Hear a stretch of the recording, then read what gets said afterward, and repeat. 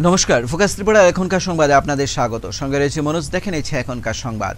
হাতে রয়েছে আর মাত্র দিন কুড়ি, তারপরেই রামনগর বিধানসভা কেন্দ্রের উপনির্বাচন। ৭ রামনগর উপনির্বাচন বাড়ি বাড়ি প্রচারে যাচ্ছেন শাসক দল এবং বিরোধী দল। শনিবার বিজেপি প্রার্থী দীপক মজুমদারকে দেখা যায় কৃষ্ণনগর পুরনো কালীবাড়ির লেন এলাকা প্রচারে নামতে।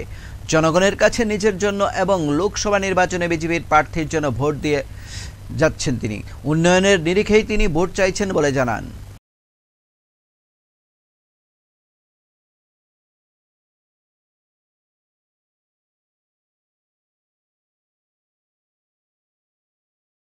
রামনগর বিধানসভা অন্তর্গত ১৭ নম্বর ওয়ার্ডের ৪৪, ৪৫ ওয়ার্ডের বুথগুলি আমরা বাড়ির প্রচার যাচ্ছি। আমাদের সঙ্গে আমাদের ওয়ার্ডে যিনি কর্পোরেটর আছেন, এখানে যারা নেতৃত্বরা আছেন, বুথ প্রেসিডেন্ট সহ সবাই কার্যকর্তারা, ডিস্ট্রিক্ট রাজ্যের নেতৃত্বরা আমার সঙ্গে বেরোচ্ছেন। বাড়ি বাড়ি আমরা যাচ্ছি। ব্যাপক সাড়া এবং উৎসাহ লক্ষ্য করছি। সবাই যাচ্ছেন ভারতীয় জনতা পার্টির প্রার্থীদেরকে, বিশেষ করে পশ্চিম ত্রিপুরা লোকসভা কেন্দ্রে প্রার্থী বিপ্লব কুমার দেব এবং আমি বিজেপি উপনির্বাচন ৭ নম্বর উপনির্বাচন প্রার্থী হিসেবেও ভোট চাইছি। তো সবাই আশ্বস্ত করছেন এবং আমাদের সরকারের কাজের উপর সবাই কিন্তু খুব খুশি।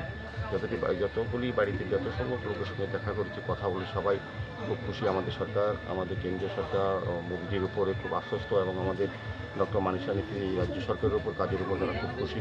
পৌর নিগমের কাজের উপর যারা ওয়ার্ডে কর্পোরেটর আছেন তারা সবাই কাজ করছেন এবং এই এলাকার উন্নয়নে সামগ্রিকভাবে রাজ্য সরকারের যে কাজগুলি হয়েছে তারা কিন্তু আমরা উন্নয়নের দিকে ভোট চাইছি।